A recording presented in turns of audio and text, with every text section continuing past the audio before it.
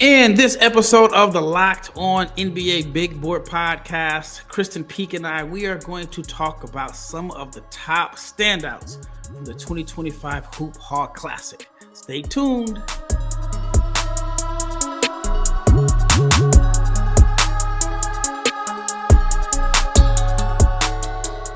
Big shout out to each and every person that has made the Locked On NBA Big Board Podcast your first listen of the day. I am your host, Rafael Barlowe, along with my co-host, Krysten Peak. I mean, I don't even know what to say. I mean, she's all over the country covering the top high school prospects, and she has a lot of insight for us today. But before we get into this episode, I want to let you know that it is sponsored by Game Time. Download the Game Time app. Create an account, use the code LOCKEDONNBA for $20 off your first purchase. And if you have not subscribed to the Locked On newsletter, check it out, lockedondaily.com. It's your one-stop shop or your source for daily NBA content. All right, let's get this episode started. Krysten, you are back home. Guess you had little difficulties in the snow coming back from the East Coast, but how was the 2025 Hoophall Classic overall? It is the best. It is my favorite high school event of the year. I know prior to that, we recapped Hoophall West, where I called 12 games for NBA TV. I only did 4 games for Hoophall, so it felt like a breeze, but great matchups, great talent. And what's really good about this event is I think almost every team plays twice. And so, you know, if you have a player like I know Mika Miernan got into foul trouble for AZ Compass in the first game, but then again, he followed up and he played very well in the win for AZ Compass on Monday. So NBA scouts that make the trek to Springfield, Massachusetts, they get their money's worth, and it's definitely worth everybody's while being there. College coaches, NBA scouts, it's great.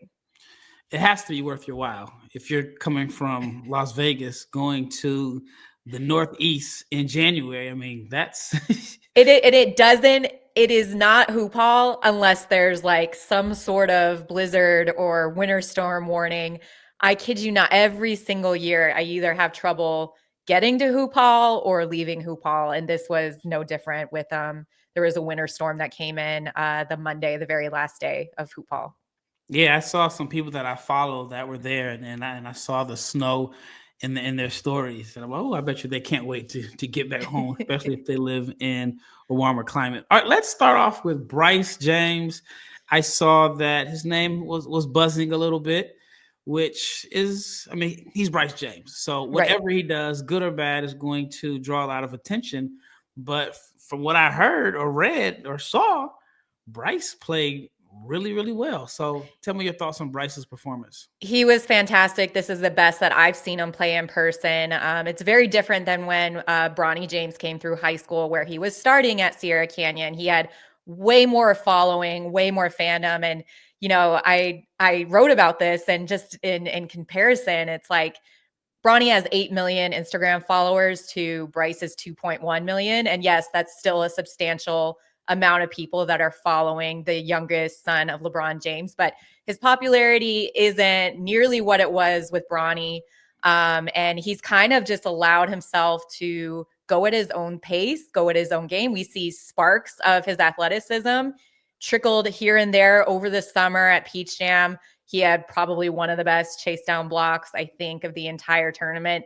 But I haven't seen him put together a more complete game than what we saw at the Hoophall Classic. He had 16 points, 4 for 7 from 3-point range, was making defensive stops. And it was kind of weird to watch. I mean, if you go back and you rewatch the game, he checked in with a minute to go in the second quarter. Every time he touched the ball, the entire arena erupted. And it was almost like, oh gosh, okay, this is either going to feed him and he's going to have a great game, or it can also be hugely distracting for any players, especially at the high school level. But thankfully for Bryce, it went in the positive direction. And, you know, for fans that wanted to get out and see Bryce James play and see the top players play, I mean, it could not have gotten any better on the biggest stage. fittingly just miles away from the basketball Hall of Fame, where his dad will obviously be remembered for his storied career in the NBA. So no bigger stage. Bryce James delivered, and it was really, really fun to watch. What are your thoughts on him as a prospect? I haven't seen him. I guess it's been a year and a half, and ironically, the game that I saw him play, he was matched up against Cooper Flagg, and it seemed like it was just a big difference. I mean, it was like a man playing amongst boys. I mean, Cooper was just head and shoulders above everybody, and I think he was playing on a 16U team at the time. Someone that, he was intriguing. You knew that he was going to grow. You saw the flashes of athleticism, but he just didn't look like he was able to put it together. What are your thoughts on him and him going to Arizona? So I'll say two things that I want to say about Bryce James. One, he is not 6'6", he's not 6'7". Let's go ahead and squash that fake news. He's about 6'3", 6'4". Similar to, when we saw Bronny coming through high school, everybody thought he was 6'4". Then he measured at 6'1.5" at the combine. So this is not a 6'7" guard. Okay. If best, he is 6'4". And it's been one of those things where there's late bloomers, and then there's also Bryce James. I am never going to count against, what he's coming from in terms of his dad and the athleticism and learning how to break down the game. But is he where people expected him to be in his high school career? Not even close. Like I said, he's not even starting for Sierra Canyon. He's not even their best player. I think going to Arizona, he's going to have a lot of work to do if he wants to see any minutes as a freshman, and they might even just redshirt him. But I think him going to Arizona, that was also a play for the Arizona staff to try to get 5-star Braden Burries, who was his AAU teammate for Strive for Greatness. So Arizona is in the mix for Braden Burries, and knowing that the two of them are teammates, they like playing together, taking a player like Bryce James and just hoping that the upside is still there, that he can still grow into a consistent three-point shooter and kind of develop more defensive versatility. I am never, ever going to bet against what genetics Bryce James comes from and how much he's around the game of basketball. Okay. Speaking of genetics, let's talk about the Boozer twins. They are I don't know what more we can say. I mean, it's probably the winningest duo as far as like high school basketball, incredible resume. How did they look they've been all over the country. I was going to say this is a big showcase for them, but it's just one of many. But how did the Boozer twins play, in your opinion? Absolutely just dominated both sides of the ball. They're so comfortable and confident playing alongside each other, but also when you look at Jax Richardson and how much he's been improving, and then Caleb Gaskins joining the team this year, and how they just kind of like slide in with anybody and can impact the game on both sides of the ball, no matter who is playing with them. And Cayden Boozer is just a phenomenal. I mean, you ask Cayden, give me a scouting report on your brother, and Cayden will say he is the best player on the court, no matter what court it is. And this weekend, that's exactly what he looked like. He was dominant against Koa Pete, had 31 points, I think 11 rebounds. He was named the game MVP. And the game prior to that, Cayden was a facilitating master, 8 or 9 assists each game, limiting his turnovers and just reading the pick and roll very, very well. And something that a lot of people don't know is that Cam and Cayden and their head coach, Andrew Moran, he gets them in the gym with pre-draft prospects that he trains for Excel, and also NBA runs that happen in Miami, just to get the size and the physicality and just the strength of the NBA game. And Cameron said, anytime he's in an NBA run, that's allowing him to be what his true position is and how he feels. He's a 3 stretch 4. And then I said, well, what's John Shire saying to you and how you can come in and kind of take Cooper's minutes and take that role? And he said, from day one, Shire has said, I am my own player. Cooper is his own player. We're very different. We're different than Paolo Banchero. We're both different than what Zion Williamson was. So just being able to utilize his strengths and play towards that next year at Duke. But by far the most dominant duo in high school basketball, the most winningest duo in high school basketball. But this past weekend, Cayden Boozer was phenomenal.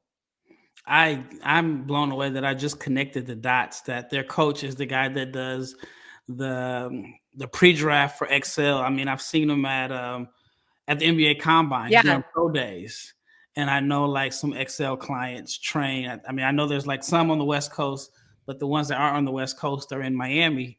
I don't know why I never figured that out and connected the dots, but I just learned something new today. All right, up next, I want to hear about Darryn Peterson. Darryn Peterson is one of my favorite players in this class, and I really can't get enough of watching his film. So I want to hear Krysten's thoughts on Darryn Peterson. All right, before we get into the second segment, let's talk about our new sponsor, which is Talkspace. Therapy is a game changer. Therapy can help manage stress, it can improve sleep, and it can help you communicate more effectively. But finding the right therapist and fitting sessions into your busy schedule, now that could be a challenge. And that is where Talkspace comes in. Talkspace is the leading virtual therapy provider. It makes getting the help you need easy, accessible, and more importantly, affordable. And with Talkspace, signing up is very simple. You can match with a licensed therapist who fits your needs, and it usually only takes about 48 hours. It has never been easier to prioritize mental health.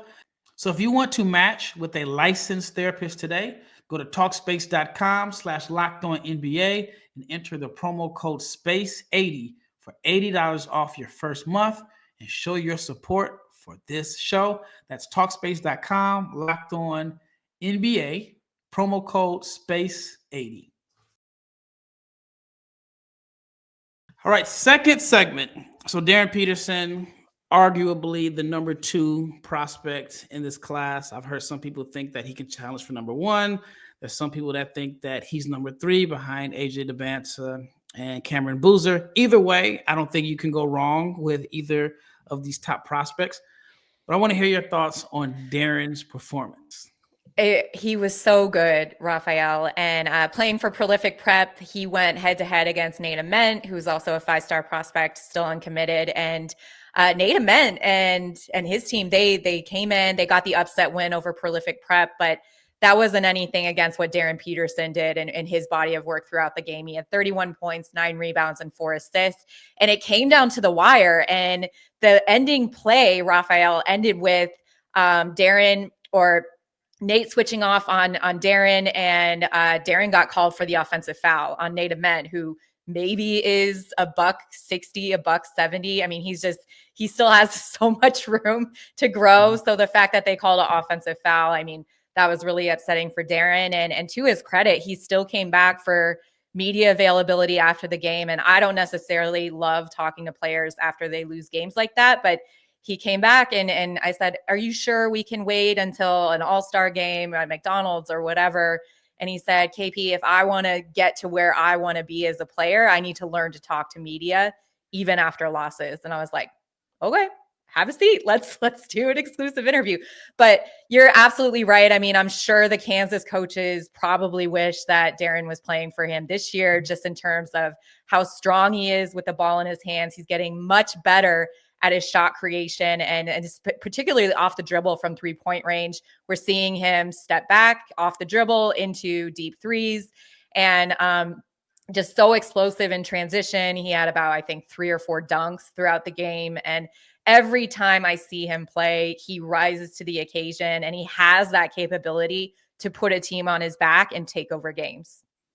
I can't wait until the 2026 NBA draft. I mean, I know we have a really strong class ahead of us now, but I'm just looking forward to seeing the big debate over who's number 1. I love right it. now, man, people are going to lean towards AJ. I think that Darryn is just a little bit smaller version as far as just being like just a crazy shot creator, but I think Darryn is the better passer. But then you look at Cayden Boozer. I mean, you look at his resume, may not have like the one-on-one takeover shot creativity as the other guys, but he is just solid as solid can be. And in some cases, you can say he may be the safest of the 3. But I'm looking forward to that class. But let's back to Nate Ament, a player that is undecided, probably I'd say the biggest undecided prospect right now. Him and Braden Burries. Yep. And Braden Burries. And I saw on social media that he had a strong performance or strong performances. Can you just describe his game and some of the, the things that stood out at the Hoophall Classic? First of all, I need to shout out his dad, Ament. I was walking out, it was 11:30 at night, and I said, Nate played great. He was great post media. And it was snowing, like it was like a blizzard. And Ament was like, Krysten Peak, oh my gosh, what are you doing out here alone? Get in your car. And he scraped the ice and snow off my car at 11:30 at night. So shout out Ament, top tier parent. But Nate Ament, I mean, when we look at NBA upside, and what he possesses and just how he knows that he's still growing into his body, like I mentioned, but he wasn't afraid on the switch on Darryn Peterson. Now, granted, Darryn did burn him a few times and he knows that, but offensively, he's so smart and he's so skilled and he plays so hard. He had 22 points, 11 rebounds, 4 assists as a budding 7-footer. Do you know what I mean? And so just his passing capability, his 3-way versatility in terms of what he can do and how productive he can be offensively. He's still figuring it out defensively, but he just screams upside. And anytime you get a player like that who plays as hard as he does and is as competitive as Nate Ament is, I know I've mentioned this once before, but in the Slam All-American game at Rucker Park, it was him and AJ Dybantsa that were picking up each other full court. Like they were taking the game seriously. And that's something that you cannot coach, you cannot teach. So the fact that he already has that and is able to win and be a smart player in crunch time is unbelievable at his age. I'm going to put you on the hot seat here. Does he remind you of anybody? I mean, I don't have a comparison. I'm not setting you up because I have a player comparison. But do you have anybody that he may remind you of? And it can be like multiple players. It doesn't have to be an apples to apples comparison. I mean, it's so funny because it's not anybody. It's not anybody. Like, does he have a little bit of Chet Holmgren in him with how he can handle the ball? Absolutely. But defensively, he's not there in terms of what Chet could do. And he was the best shot blocker in all of high school basketball. Chet was when he was a prospect, but the offensive versatility is there. They have similar slight frames, and between Nate Ament and Krysten, it's like, pick your poison, man. Like the two of them are just budding with potential. And especially when you look at the upside as an NBA big and what they can bring with their pick and pop game. I guess Mika Murinen also has that pick and pop game, but he's a little bit more stiff defensively when going, vertical. But yeah, I was really impressed with Nate and just what he showed at Hoophall and against a player like Darryn.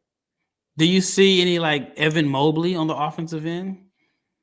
Yeah, because Evan was, that long string bean, kind of had that 3-way shot creation, but defensively, Evan was light years ahead, in terms of his timing on his shot blocking and everything. So, Evan Mobley, Chet, those long, langy, just kind of skilled 7-footers that, it's kind of like they're 7-footers, but they have the skill set of a wing. Yeah. And those guys are, they're hard to find, and they're very, very, very valuable, especially if they can defend, because, they'll be able to switch out and defend all over the floor, which is so valuable in today's game. All right, up next, of course, we're going to talk about AJ Dybantsa, and I want to hear Krysten's thoughts on his performance. I've heard some people say he looks like he's bored. I read an article where it said that he looks like he's playing for the cameras, and Krysten is going to tell it to us straight. So I want to get her opinion and then answer the question, which I've been getting: why was AJ in Paris? Stay tuned. All right, let's talk about today's sponsor, which is Game Time. Now, me personally, I love going to sporting events, but Game Time has more than sporting events. It has music, it has theater, it has comedy, plays, and more. And now Game Time has made it easier to get the tickets to your favorite events with their new feature, which is called Game Time Picks. It filters out all the fluff to show you only incredible deals on great seats, so you don't have to waste a bunch of time searching through thousands of tickets. And with the Game Time app, it's very simple. It is very, very simple. I use the Game Time app all the time. I've used the Game Time app to purchase tickets to boxing matches, to Yankees games, to WNBA games. I love it because they have all-in pricing, which will show you the total cost up front, so there are not any surprise fees at checkout. And also within the app, it shows you the view of your seat, so you'll know exactly where you'll be sitting. So you could take the guesswork out of buying tickets with Game Time. Download the Game Time app, create an account, use the code LOCKEDONNBA for $20 off your first purchase.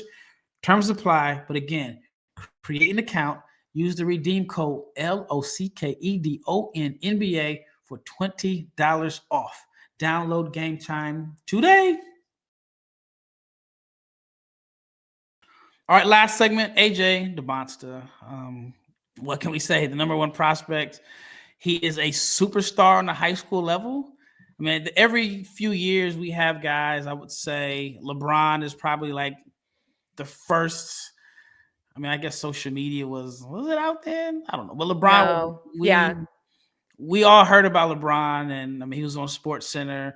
I think Andrew Wiggins had a lot of buzz and fanfare. They thought he was the next up. Zion Williamson was also like a social media sensation. I mean, there's been some other guys that may not have lived up to the expectations, but AJ is a legit superstar now. I mean, I'm seeing him all over the place. He's on my Nike app. I mean, he had his commitment to BYU on First Take. He's on magazine covers. He's all over the place. It was a game I just saw. He was at the Celtics game, and he was towering over Jaylen Brown, where he looked like a 7-footer. I mean, he looked huge in that picture. AJ, tell me about AJ's performance and the people that are saying he looks like he's bored or playing for the camera. Is it just nitpicking because he's been so good for so long? What are your thoughts? So there's a lot of moving pieces here with this Utah prep team and AJ Dybantsa specifically, but they have a brand new coach, Keith Smart. They brought in a new trainer who was with the Oakland Soldiers, full-time staff now, John McCall, who this is the first time I've ever seen this, but the entire team was doing warm-up lines and AJ was doing his own ISO warm-ups with the trainer, John McCall. So, Victor. Well, you know what? I'm sure you saw it. Remember Victor? Victor did, but I've just and so when people ask, like, okay, is he bored? Has he checked out? No, I don't think he has. But also, is the high school game too easy for him now? Absolutely. And we've seen this with other high big time prospects. I felt the same way against when Anthony Edward was a senior in high school. He just looked bored and he's ready for the next thing. He's already committed to BYU. Like he said, he's got NIL deals with Nike and Red Bull. And when I was talking to his dad, Ace, I said, oh, well, what's next for you guys? And he said, we'll go home to Brockton after the game. And then we're flying to Paris for the 2 NBA games. And he was also at the LMB Young Stars game as well, like the very next day. So he was on I was calling the game for the NBA app. And it's like his dad just said, we're global. We'll go. And yes, he is. And you see the conversations that he's already having with professionals, with Jaylen Brown. We saw him just today at the Spurs and Pacers warming up, talking to Steph Castle. So it's not so much like he already has these interactions with NBA players, but they also know who he is as well. And they make a point to seek him out and give him different advice as well, especially like you said, he's teetering on that superstar status in terms of popularity and what we're seeing as a high school prospect. And it's just going to continue to grow leading into next year's one and done year, most likely at BYU and where his draft stock is at this time next year. I just think, man, he's a young kid. It's a lot of pressure. Now, he definitely has the talent and the skill and the mindset to live up to the hype and the expectations, but it's just getting crazy, man. He's a rock star. He's a rock star right now. But talk about his performance. What did he It do? was honestly, Rafael, they played Mount Verde, and I don't think anybody on that prolific prep, or not prolific, that Utah prep team showed up in the first half. I want to say they were down 15-47 to Mount Verde. Now, granted, they did come back in the second half and make it a game. AJ had an and 1-3 for a 4-point play that he hit. He was 3 for 9 from 3-point range. So he's still dealing with a little inconsistency there from deep range, but 25 points, 11 rebounds, 4 assists. So a respectable performance. It's just not the best that I've seen him play. And a lot has to be said about a brand new coach and trying to find that chemistry back with your teammates when you have new direction. So I'm equating a lot to that. And also Mount Verde is a very, very, very, very good coach, very well coached team. Kevin Boyle, I mean, we know what he did last year with the Cooper Flag, Liam McNeely, Rob Wright, Derek Queen. Yeah, that whole team. But this is Asa Newell. I will say this. I called a Mount Verde game early in December here in Las Vegas during the NBA Cup. And Mount Verde lost. They lost to Brewster. They lost to Brewster Academy, and they only shot, I think, 2 for 13 from 3-point range. And this Mount Verde team is a completely different team than what I saw in December. And that is accredited to the coaching and the developing of this new team, kind of on the back of Dante Allen, who's headed to Villanova next year. Yeah, the buzz was this team is talented, but it's like a down year in a sense. Yeah. Because, of course, it's going to be a down year when you have possibly 4 first-round picks. Yeah. And that may not even be Mount Verde's best team in the last 10 years because you had Scotty Barnes and so on. So let's switch to Sebastian Wilkins. Now, this is a player that we have not talked about on this podcast. Can you introduce the audience to Sebastian Wilkins? Okay, these next 2 players that we're going to talk about, Sebastian Wilkins and King Gibson, who is by far maybe my favorite young player that I saw this past weekend. He plays for Mount Verde, but Sebastian Wilkins, a 2026 6'7" wing, just great positional size, scoring instincts are on point. There is a little bit of chatter of him possibly reclassifying. I don't think it's going to happen. But he's the high major recruit, Alabama, Texas A&M, Florida State, Rutgers, West Virginia, they're all in. And he told me he's not planning on taking any visits until after the high school season. Describe his game. Oh, well, he's got great size, right? 6'7", very, very strong. He looks like he should be a football player instead of like a 6'7" wing. But can get into the lane. His 2-dribble midi pull-up is just on point. The way he can elevate, the way he can really execute in mismatch situations. He's really quick about recognizing that.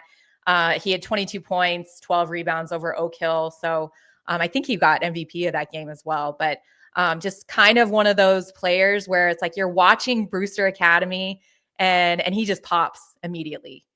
So I know he's not a buzzy name that we hear a lot of in the junior class specifically, because that's Tyron Stokes, Brandon McCoy, even we've talked on Christian Collins before, but as a top 40, top 30 prospect, I mean, there's a lot to really like about his game.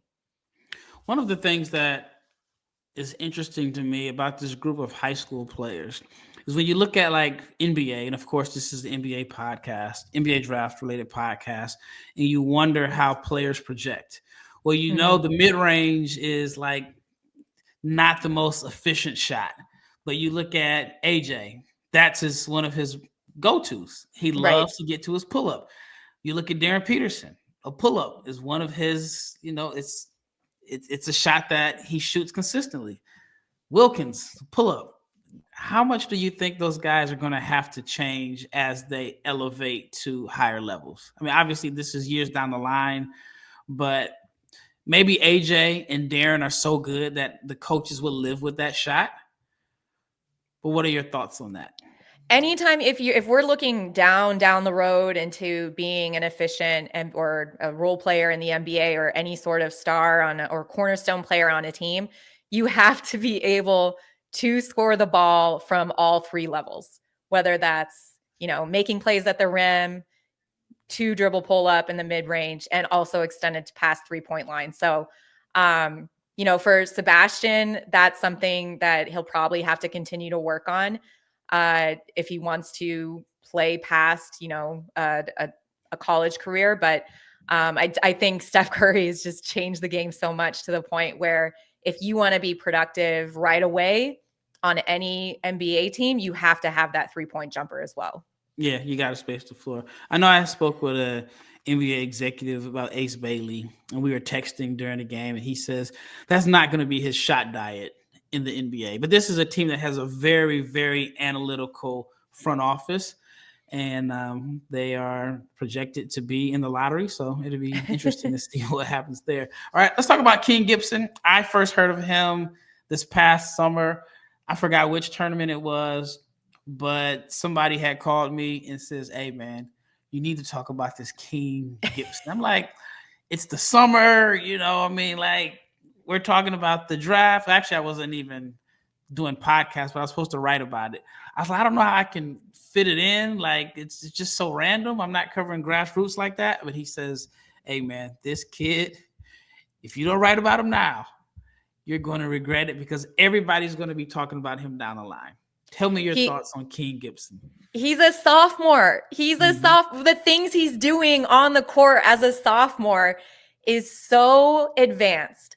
And he looks so comfortable and calm. I mean, he's a combo guard, 6'4", 6'5" combo guard, playing for Mount Verde, coming off the bench, but, logging meaningful minutes behind the starting five. And he joined Mount Verde late. And so he wasn't eligible to play with the team until City of Palms, and he didn't play it for City of Palms. I first saw him at Hoophall, and I was just like, who is this kid? I immediately requested to sit down and interview him because I need to know every single thing about him. But great size, like I said, as a combo guard, really, really smart decision-making off the dribble, a dynamic passer. And like I said, he just is playing. Every NBA scout that I was sitting with watching Mount Verde play, they were like, we love King Gibson and just the budding potential that he has. And he just plays the right way. I mean, everything that he did, it wasn't screaming coming off the stat sheet. I think he only had 8 points, 4 assists, but it was more so making the extra pass, getting to his spots, cutting well off the ball. And you see that playing for such a powerhouse like Mount Verde, and you're already doing that as a sophomore. Come on. Like he will be must-watch basketball for me from here on out. Anytime I'm like anywhere and I see King Gibson is playing for whatever team, I will go and watch him play. That's pretty consistent with what I've heard. I mean, I've had a chance to just watch him here and there. I haven't seen him live, but I know a couple people told me about him this summer as like he is the future, and agents are already like, we need to get our hands on his kids because he's phenomenal. So King Gibson, remember the name. It's going to be a name that you'll be real familiar with down. Well, and I'll say one more thing, Rafael. I mean, there was an assistant from Georgia who flew up just to watch him.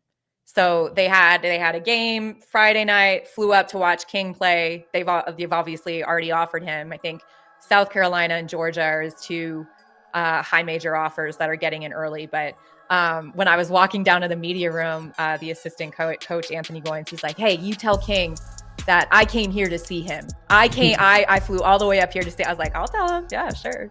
So there are already teams like making him a priority as a sophomore. Yeah. That's crazy. Well, that wraps up this episode of the Locked On NBA Big Board Podcast. Once again, thank you for making this your first listen of the day. Please check out the Locked On newsletter at lockedondaily.com. As always, this is fun. We are out of here.